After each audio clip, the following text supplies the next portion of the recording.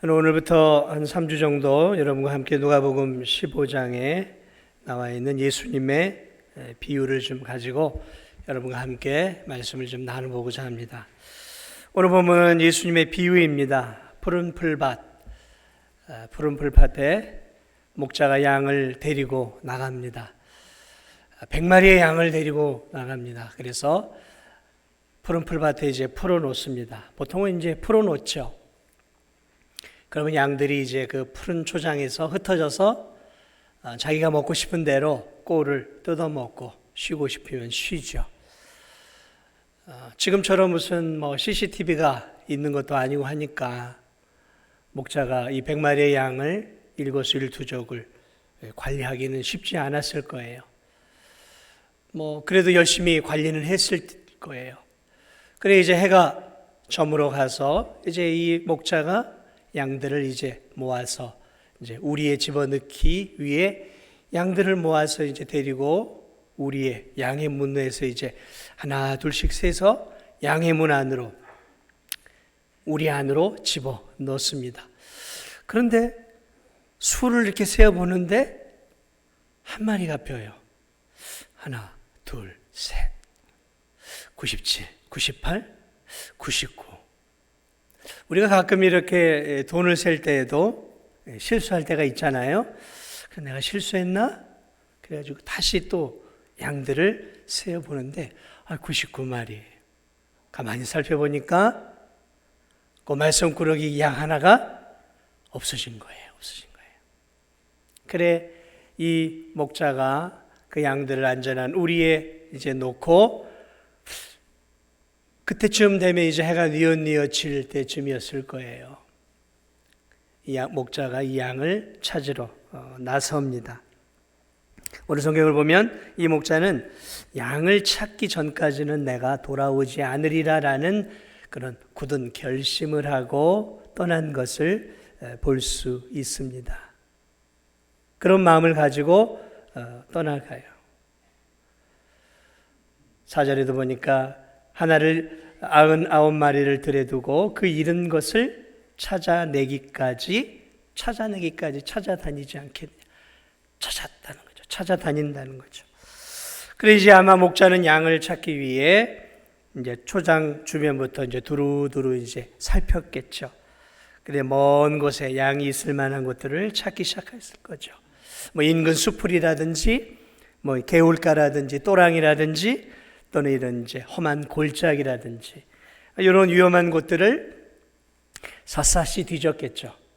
고대 시대에 이런 일들은 흔한 일들이었기 때문에 목자는 이 양을 찾기 위해 또 양이 갈 만한 곳, 또 허우적거릴 만한 곳들을 이제 찾았을 것입니다. 그리고 목자는 마침내 길을 잃고 헤매고 있던 양을 발견을 합니다. 이 목자는 양의 네 다리를, 당시 근동시대의 목자들은 양의 두 다리를 이렇게 두 다리 양쪽으로 잡고 목에다 짊어집니다. 목에다 짊어지고 이제 돌아오는 것이죠. 목에 걸터매고 돌아옵니다. 이 양을 찾은 기쁨이 얼마나 컸던지 오늘 이 목자는 고작 양 한 마리, 잃어버린 양 한 마리 찾은 것에 대한 그 기쁨이 얼마나 컸던지 오늘 보니까 이 벗들을 초대하고 이웃들을 초대를 해서 이 잃어버린 양을 찾은 기쁨을 크게 나누고 있어요. 양 한 마리 해봐야 얼마나 되겠어요. 그런데 이웃들을 초대하고 벗들을 초대해서 베풀면 이건 양값보다 더 나가는 좀 이해하기 힘든 일을 오늘 이 목자가 하고 있는 것이죠. 잃어버린 양을 찾은 기쁨이 너무 컸다라는 거죠.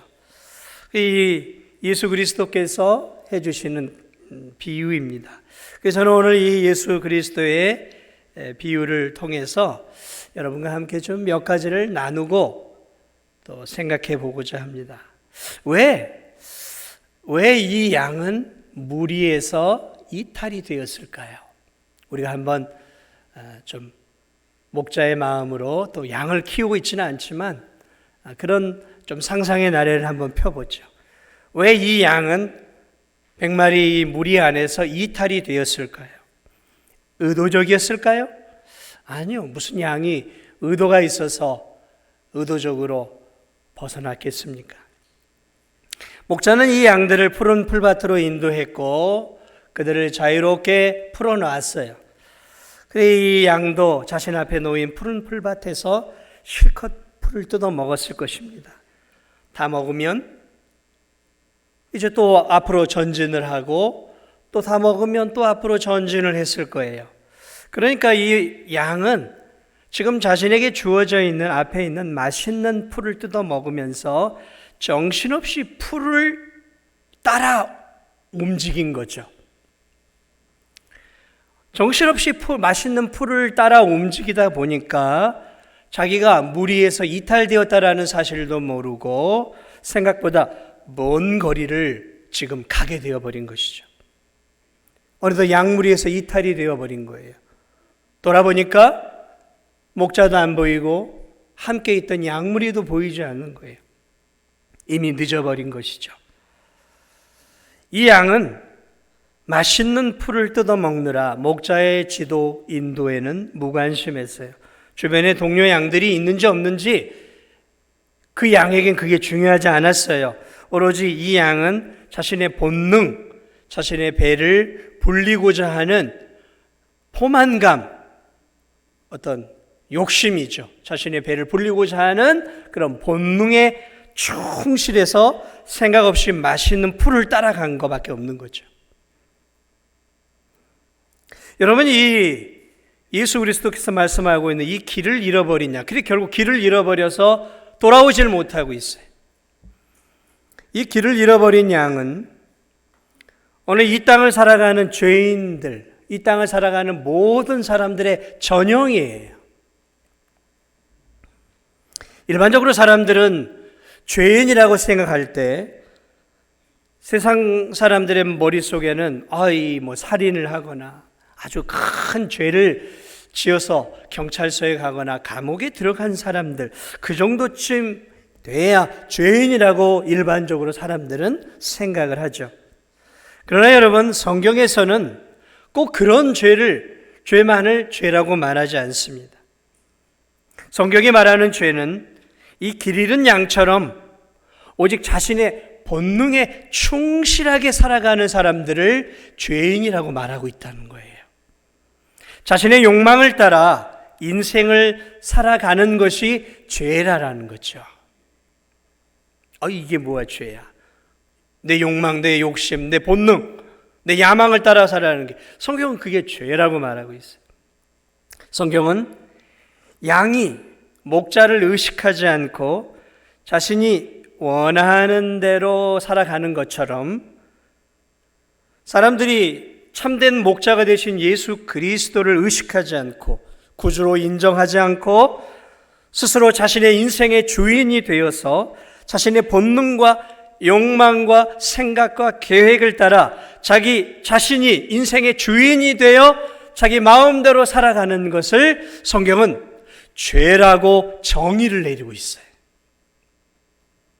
자신을 만드신 하나님을 참 인생의 목자요 주인으로 인정하지 않고 스스로가 내 인생은 내 것이야, 내 돈도 내 것이고 내 생명도 내 것이고 내 재능도 내 것이야, 그러니까 내가 내 마음대로 내 인생을 설계하고 계획하고 내가 원하는 대로 인생의 목적을 설정해 살아가는 것은 나의 자유야 라고 생각하며 하나님 없이 스스로 인생을 주인되어 살아가는 사람들, 이 양과 같은 사람을 오늘 예수님은 죄인으로 규정하고 있다는 것이죠. 그게 성경이 흐르고 있는 내용이. 그래서 이사야 53장 6절을 보니까 이렇게 말하고 있어요. 우리는 다 양 같아서 그릇 행하여 각기 제 길로 갔거늘. 우리는 다 양 같아서, 이 미련한 양 같아서 각기 제 길로, 그릇된 길로 갔다라고 말하고 있어요. 그렇습니다. 죄란 자신이 스스로 자신의 인생의 주인이 되어서 자기가 살고 싶은 대로 살아가는 것이 죄라는 거죠. 어두웠던 시대, 사사시대, 그 시대의 사사기의 마지막 21장 25절은 이 혼란한 사사시대를 이렇게 규정을 내리고 있어요. 각기 제 소견에 옳은 대로 행하였더라. 똑같은 말이에요. 자기가 이스라엘 백성들이 하나님을 의식하지 않고 자기가 살고 싶은 대로, 자기가 하고 싶은 대로, 자기가 느낌 가는 대로 살았더라. 오늘 이 본문의 양이 그저 자신의 행복을 위해 맛있는 꼴을 찾아 가고 자기가 가고 싶은 대로 갔던 것 같이 오늘날 많은 사람들이 자신의 만족이죠. 우리 이것을 행복이라고 말해요. 자신의 행복, 자신의 기쁨, 자신의 욕망, 그런 것들을 위해서, 그런 것들을 추구하면서 자신을 인생의 주인 삼아 살아가는 이 삶. 여러분, 이게 죄의 본질이에요.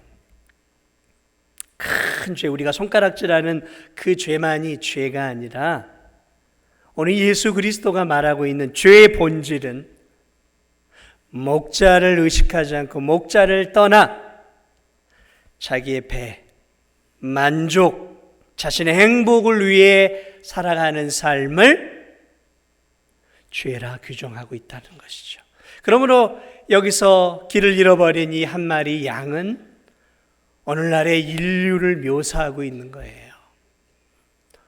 우리가 예수님 믿기 전에 우리의 모습이라는 것이죠.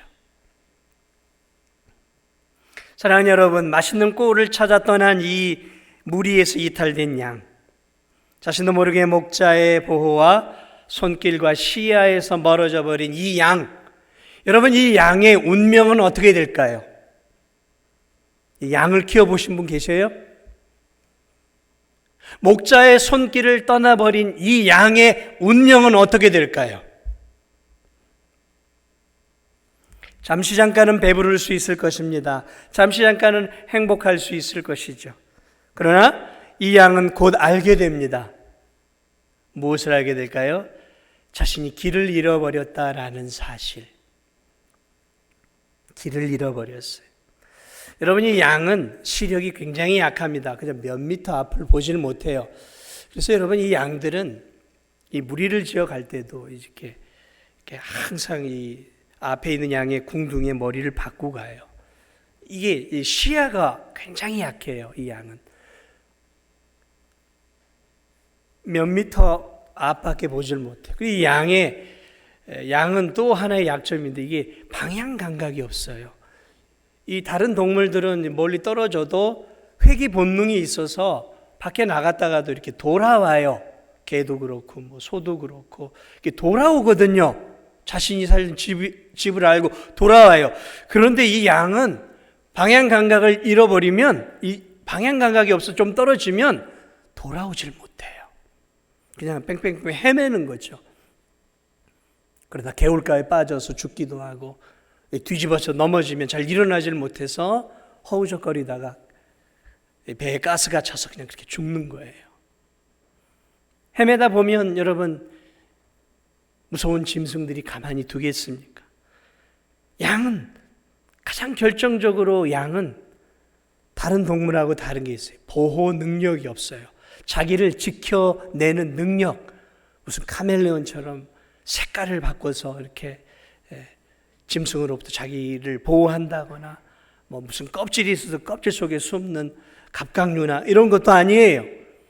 무슨 사자나 호랑이처럼 날카로운 그런 뭐 이빨이나 발톱이 있어서 상대와 싸울 수 있거나, 아니면 뭐 약한 것들도 뭐 술록이나 이런 것도 뿔이 있어서 대적하거나, 무슨 뭐 빠른 발이 있어서 추격을 하면 도망갈 수 있다거나, 뭐 이런 게 아무것도 없어요. 아무것도 없어요. 양은 자기를 보호할 수 있는 능력이 아무것도 없어요. 그러니까 목자가 없다라는 것은 이건 이제 죽은 거나 다름없다는 얘기죠. 돌아올 수도 없어요. 보호할 수 있는 능력도 없어요. 방향 감각도 없어요. 그러므로 목자를 떠난 양의 운명은 불을 보듯 빤한 것입니다. 양은 대단히 미련해요. 또 지혜가 없어요. 아주 미련합니다. 그래서 저 우즈베키스탄에서는 미련한 인간을 이렇게 얘기합니다. 우리는 이렇게 얘기하죠. 아유, 저 미련 곰탱이. 이렇게 얘기를 하죠. 사실 미련 곰탱이, 이것도 틀린 말이죠. 곰은 굉장히 지혜롭습니다. 근데 그 우즈베키스탄에서 가만히 보니까 욕을 하는데 뭐라고 욕을 하냐면 바란 그래요. 바란. 이 바란이 무슨 말이냐? 러시아 말. 양이라는 말이야. 그렇게 이렇게 욕하는 거죠. 아유, 저런 양 같은 놈. 저런 양 같은 놈. 이게 무슨 말이냐면 저런 미련한 놈. 이런 말이에요. 양을 키우는 이런 목축업을 하는 이런 나라들에서 양은 미련한 동물로 이미 낙인이 찍혀 있어요. 욕도 그래요. 저런 미련한 양 같은 놈. 우리하고는 좀 다르죠? 자, 그러므로 이 양에게 주어진 운명은 딱 두 가지죠. 배가 고라 굶어 죽거나 아니면 무서운 야생동물이나 짐승으로부터 잡아 먹히거나 그 둘 중에 하나예요. 미래가 뻔한 것이죠. 행복한 미래가 주어진 것이 아니라 죽음이 기다리고 있는 비참한 미래가 그에게 주어졌다는 것이죠. 자, 본능과 욕망을 따라 목자로부터 멀어져 갔던 이 양, 목자의 보호와 시야로부터 멀어졌던 이 양, 자신은 행복과 배부름을 추구하기 위해서, 만족을 추구하기 위해서 나아갔지만 결국 점점 더 이 양에게 주어지는 것은 사망의 길을 향해 가고 있었다라는 것이죠.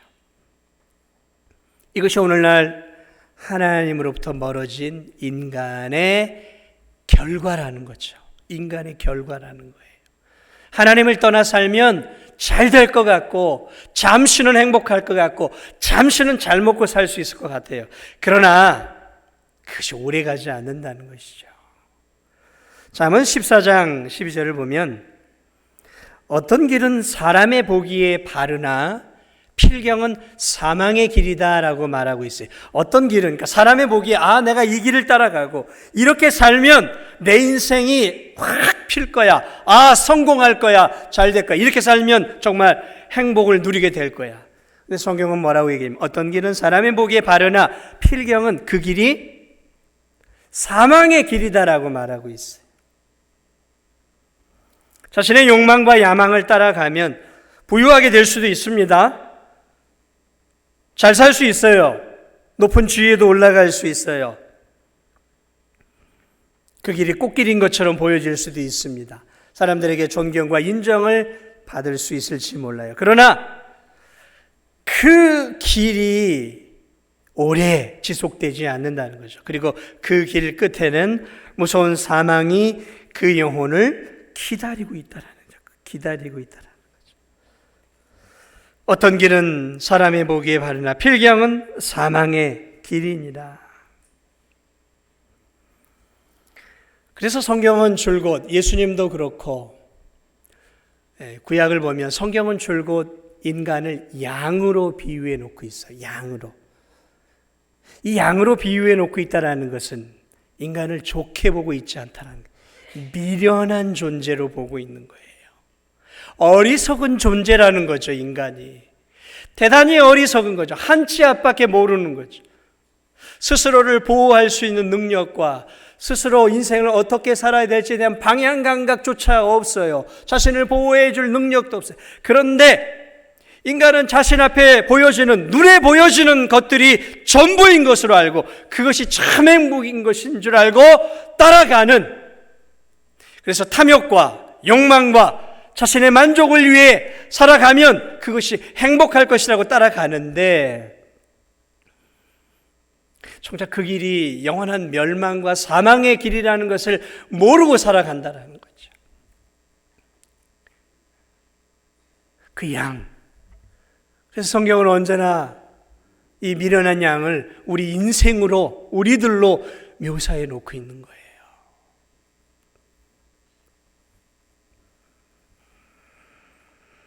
그렇습니다. 크게 살인하고 크게 죄를 짓는 죄만 죄인이 아니라 이렇게 하나님으로부터 멀어져 살아가는 죄인들, 그게 성경은 죄라는 거죠. 그래서 성경은 모든 사람을 죄인이라고 말하고 있어요. 로마서 3장 23절, 모든 사람이 죄를 범하였음에 하나님의 영광에 이르지 못하더니. 그렇습니다. 태어난 모든 사람은 처음부터 하나님을 멀리하고 살아가요. 하나님 없이 인생을 살아가는 것이죠. 내 힘, 내 지혜, 내 능력을 의지해 살아가는 이 땅에 태어난 모든 사람들을 죄인이라고 말하고 있고, 로마서 6장 23절은 바로 그렇게 하나님 없이 살아가는 죄를 지은 인생의 죄의 결과를 사망이다라고 말하고 있는 거예요. 사망이다. 영원한 죽음이다라는 거죠. 참 이 어리석은 이 인생과 같은 이 어리석은 양의 모습, 이 양의 모습이 바로 오늘을 사랑하는 우리의 모습이에요. 자, 그런데 오늘 이 본문에 놀라운 일이 하나가 일어나요. 무엇입니까? 이 목자가 이 한 마리 양을 찾기 위해 험한 길에 들어섰다라는 거예요. 이 한 마리 양을 찾기 위해 험한 길에 들어섰어요. 목자는 자신의 생명과 안전을 위해 100마리 양 중에 잃어버린 그 한 마리 양을 제가 볼 땐 포기해도 괜찮을 것 같아요. 없어져도 99마리가 있잖아요. 99마리 잘 키우면 뭐 한두 마리 늘어나는 것은 일도 아니란 말이죠. 먹고 사는 일에 전혀 지장이 없어요. 잃어버린 양에 신경 쓰기보다는 또 위험을 감수하고 숲을 속으로 들어갔다가는 목자도 위험에 처할 가능성이 높단 말이에요. 그러므로 그 양을 포기하고 99마리 양에 집중하는 것이 제가 볼 땐 더 지혜로운 일이라고 생각되어질 수 있어요. 그런데 오늘 성경을 보니까 이 목자는 그 어리석은 한 마리 양, 목자를 떠나버린 이 어리석은 한 마리 양에 집착을 하고 거기에 마음을 쏟아요. 그리고 그 양을 찾기 위해 험한 길에 들어섭니다. 그리고 마음속에 결심을 해요. 내가 이 양을 찾을 때까지는 돌아오지 않으리라. 이것은 경제적인 이유 때문은 아닌 것 같아요. 이 양을 찾을 때까지. 왜요? 이 양이 내가 찾지 않으면 죽기 때문에 죽죠. 죽을 수밖에 없단 말이에요. 양을 찾는 일은 험한 일이었고 맹수를 만날 위험과 목자도 숲에서 길을 잃을 위험과 여러 가지 위험이 있어요. 상식적으로 볼 때 이 목자는 어떤 측면에서는 미련한 선택을 한 거예요. 비경제적인 선택을 한 거예요. 여러분, 왜 이 목자가 한 마리 양을 찾아 나서 그것도 이 미련하게 목자를 떠나버린 이 한 마리 양을 찾아 나섰을까요? 왜냐하면 그 양은 목자가 마음을 쏟아 기르고 있었던 자신의 양이었기 때문에 그런 거예요. 그러니까 이 목자는 사꾼이 아니에요. 돈을 받고 남의 양을 치는 자가 아니라 자기의 양을 키우고 있었던 거예요. 자신의 양이에요. 사꾼이 아니에요. 그리고 이 목자는 애지중지 그 양을 키우고 있었던 진실한 목자였던 것이죠. 그러므로 목자에게 있어서 그 양은 단순한 한 마리 양이 아니라 가족과 같은 양이었다라는 거예요. 가족이었어요. 요즘 이 세상이 삭막하다 보니까 사람들이 외롭고 그러다 보니까 옛날에 비해서 애완동물을 참 많이들 키우는 것 같아요. 애완동물을 많이 키워요. 집에서 특히 이제 강아지, 개들을 이제 많이 키우는 것 같아요. 고양이도 키우고 다양하게 키우는데 이 자신의 집안에서 뭐 5년, 10년 키운 이런 애견들이 있지 않습니까? 그 애견들 주인에게는 어떤 의미일 것 같습니까? 저는 뭐 키워봐서 키우지 않아서 잘 몰라요. 5년, 10년 내 집안에서 방 안에서 키운 그 애견들이 나에게 어떤 존재라고 생각될까요? 내가 10만 원, 20만 원, 50만 원 주고 사왔으니까 이 강아지는 50만 원의 값어치밖에 없어. 주인에게 그런 의미가 될까요? 아니요, 그렇지 않아요. 그렇지 않습니다. 그걸 제가 어떻게 알 수 있냐고요? 이 강아지 키우는 사람들을 보니까 이 개를 키우는데 비용이 만만치 않게 들어가요. 어떤 TV 프로그램 보니까 자신은 그냥 물에 밥 말아 먹고 김치 먹는데 집에서 키우는 큰 개에게는 소고기 덩이를 주더라고요. 소고기를 주더라고요. 그래서 난 자신은 개만도 못한 인생을 살면서 집에서 키우는 애완견은 막 소고기를 주더라고요. 그래서 참 별난 시대다 지금 이 시대가. 이 아프면요 병원에 데리고 가요. 자신은 아프면 꿍꿍 참아도 개는 병원에 데려가서 비싼 돈을 지불을 하고요. 멋진 옷도 입혀주고 애견 미용샵에 가서 자신은 이 진도에서 싸구려 미용하지만 애견샵 가서 10만 원, 15만 원짜리 이렇게 머리도 깎게 해주고요. 어떤 애견주는 강아지 집을 멋있게 해주고 또 돈 있는 어떤 사람들은 애견 소파를 수백만 원짜리를 사준대요. 애견 옷을 샤넬 같은 것도 입힌다 그러더라고요. 샤넬. 그리고 그 강아지가 죽으면 멋있게 장례식장에서 장례식도 치러주고 한바탕 눈물도 쏟아내고 그래. 이 요즘 애견 키우는 분들 보면 정말 자식 새끼 키우듯이 키우는 것 같아요. 왜 그럴까요? 오랜 세월 사랑의 관계가 맺어졌기 때문이죠. 사랑의 관계.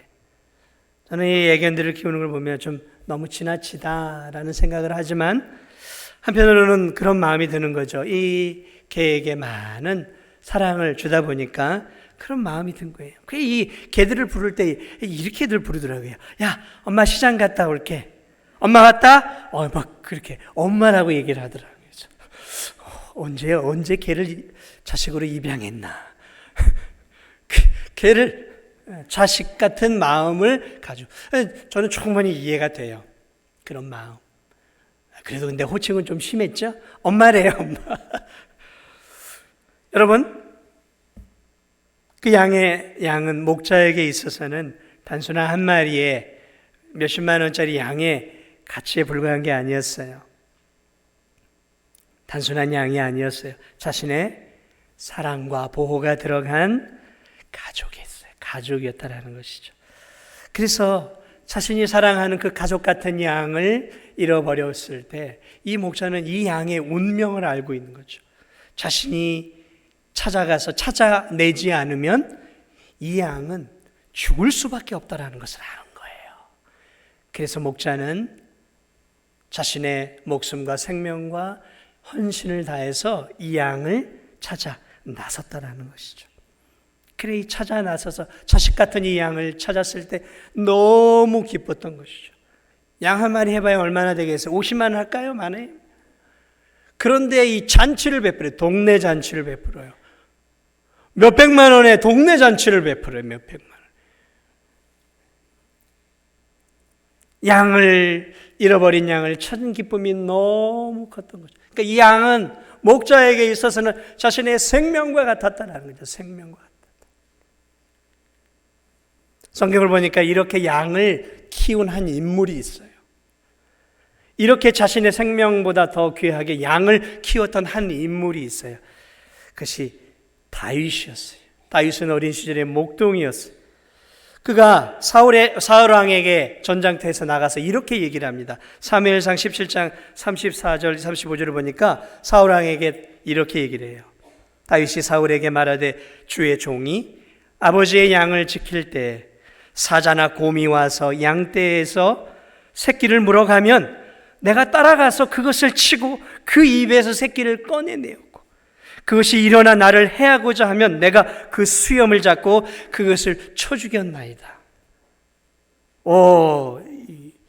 다윗은 양을 얼마나 사랑했던지 사자나 곰이 와서 이렇게 잡아가면 일반적인 목자는 자기 생명이 위험하니까 도망을 가겠죠. 그런데 이 다윗이라고 하는 이 목동은 자신이 생명처럼 키우는 어린 양이 사자나 곰의 입에 들어갔을 때 쫓아가서 싸웠다라는 거죠. 그래서 그 입에 들어간 곰의 사자 입에 들어간 새끼 양을 꺼내내고 그것들이 공격을 해오면 자신의 생명을 걸고 사자나 곰과 싸웠다라는 거죠. 목숨을 걸었다는 거죠. 양을 위해 목숨을 걸었다라는 거죠. 여러분, 왜 다윗이 하나님의 마음에 합해서 위대한 이스라엘의 왕이 되었는 줄 아세요? 하나님을 알아보았어야 한 마리 양조차도 저렇게 생명을 걸 줄 안다면 앞으로 왕이 되어 자신의 백성을 위해 생명을 다할 거라는 것을 알아보았던 거죠. 그래서 그 목동을 들어서 위대한 이스라엘의 왕으로 삼으셨던 거예요. 그래서 다윗은 예수 그리스도의 전형이 된 거예요. 오늘 예수 그리스도께서 이 비유를 통해 말씀하고자 하신, 여기서 이 목자는 바로 자기 자신을 말하고 있는 거예요. 너희들을 구원하기 위해 내가 하늘의 영광을 버리고 이 땅에 너희들을 구원하기 위해, 잃어버린 너희들을 찾아내기 위해 내가 이렇게 이 땅에 왔다라는 것이죠. 내가 오지 않으면 너희들이 하나님으로부터 멀어져서 영원한 형벌과 지옥의 고통을 당할 수밖에 없기에, 내가 오지 않으면, 내가 이 땅에 와서 너희들을 위하여 십자가를 지고 너희들의 영혼을 건져내지 않으면 너희들이 영원한 사망과 영원한 죽음을 당할 수밖에 없기에, 너희들을 건질 수 있는, 살릴 수 있는 방법은 나밖에 없기에 내가 너희들을 건지고 살려내기 위해, 잃어버린 너희들을 구원하기 위해, 잃어버린 진도중앙교회 영혼들을 건지기 위해 내가 이 땅에 죽으러 왔노라. 너희들을 건지러 왔노라. 사랑하는 여러분, 이 비유는 예수님 자신의 이야기이고, 이 비유는 우리를 향한 비유예요. 우리 자신에 대한 이야기예요. 이 잃어버린 양. 죄로 인해 멀어져간. 그래서 이사야 53장 6절은 이렇게 얘기합니다. 우리는 다 양 같아서 그릇 행하여 각기 제 길로 갔거늘 여호와께서는 우리의 죄악을 그에게, 그가 누굴까요? 예수 그리스도에게, 우리 무리의 죄악을 예수 그리스도에게 담당시키셨도다. 십자가에 못 박혀 죽으신 예수 그리스도에게 우리의 모든 죄악을 그분에게 담당시키신 거예요. 그분은 그분 자신이 아니라 오늘 이 예배를 드리는 우리를 위해 십자가를 지셨던 것입니다. 우리를 살리겠다는 일념 하나로, 우리를 비참한 운명에서 건져내겠다는 일념 하나로 하나님의 아들이 하늘의 영광과 하늘의 보좌를 박차고 하늘의 기쁨과 하늘의 위엄을 내려놓고 낮고 천한 이 땅에 오셔서 목수의 아들로, 그리고 말구육간에서 천한 가정 안에서 우리를 구원하시기 위해 이 땅에 태어나신 거예요. 이사야 53장 5절은 이렇게 얘기합니다. 그가 찔림은 우리의 허물 때문이요, 그가 상함은 우리의 죄악 때문이라. 그가 찔림은 우리의 허물 때문이요, 그가 상함은 우리의 죄악 때문이라. 그가 징계를 받음으로 우리는 평화를 누리고 그가 채찍에 맞음으로 우리는 나음을 누렸도다. 아멘. 하나님의 아들 예수 그리스도께서 이 땅에 잃어버린 우리를 구원하시기에 오신 거예요. 그분이 오시지 않으면 길이 없었던 거예요. 왜냐하면 그분만이 우리의 목자이시기 때문에 그렇습니다. 그분만이 우리의 목자이시기 때문에 그렇습니다. 예수님은 이 땅에 오셔서 분명하게 말씀하셨어요. 나는 선한 목자라. 나는 선한 목자라. 선한 목자는 양들을 위하여 목숨을 버리거니와. 그렇습니다. 그분은 이 땅에 오셔서 목숨을 버리러 오신 우리의 진짜 목자예요. 우리가 따라가야 할 분은 바로 예수 그리스도이십니다. 사랑하는 여러분, 여러분은 예수 그리스도를 여러분의 목자로 인정하고 받아들이셨습니까? 예수 그리스도가 나의 죄를 위해 이 땅에 오신 나의 목자, 나 같은 죄인을 구원하시기 위해 십자가에 죽으신 참된 목자로 여러분은 믿으십니까? 그분이 정말 여러분의 인생길을 위해 하늘의 영광을 버리고 오셔서 우리를 구원하시기 위해 십자가에서 죽으시고 지금도 우리를 목자처럼 인도하시고 보호하고 계심을 믿으십니까? 여러분, 예수님을 믿으십시오. 이 안에 있다고 다 예수님을 믿는 것은 아니에요. 이 안에 계신다고 다 하나님의 양은 아니에요. 믿어야 합니다. 예수 그리스도를 믿어야 합니다. 그리고 예수 그리스도를 붙잡아야 해요. 목자로 받으십시오. 내 영혼의, 내 인생의 목자로 받으시고 그분께 내 인생을 맡기고 내가 내 인생의 핸들을 붙잡고 사는 것이 아니라 주님이 내 인생의 목자이시오니 내 인생을 인도하옵소서. 주님께 맡기며 사는 여러분들이 되시길 바랍니다. 그리고 여러분 주위에 아직도 믿지 않고 있는 영혼들, 잃어버린 양들이 아직도 많이 있어요. 그들을 주께로 인도할 수 있는 여러분들이 꼭 되시기 바랍니다. 여호와는 나의 목자시니 내가 부족함이 없으리로다. 그가 나를 푸른 초장에 누이시고 쉴 만한 물가로 인도하시는도다. 양을 건지기만 하는 것이 목자의 의무가 아니죠. 목자는 평생 양을 돌보고 먹이고 입히고 보호하는 것이죠. 사망의 음침한 골짜기에서 건져내시고 막대기와 지팡이를 가지고 원수들과 악한 짐승으로부터 양들을 보호하시는 것이 목자의 일이에요. 여러분의 인생길이 힘들고 어렵습니까? 그러나 걱정하지 마세요. 목자 되신 예수 그리스도께서 여러분의 삶을 끝까지 책임져 주실 거예요. 여러분이 예수님을 진실로 목자로 붙잡고 살아간다면 그분은 끝까지 여러분을 책임져 주실 것입니다. 천국까지 인도해 주실 것입니다. 이 땅에서 보호해 주실 거예요. 그러므로 염려하지 말고 목자 되신 여러분께 여러분의 인생을 맡기고 남은 인생도 목자 되신 주님을 의지하고 예수 그리스도의 복음을 증거하면서 주님 의지하며 살아갈 수 있는 우리 귀한 성도들이 다 되시기를 예수 그리스도 이름으로 축복을 드립니다. 우리 시간에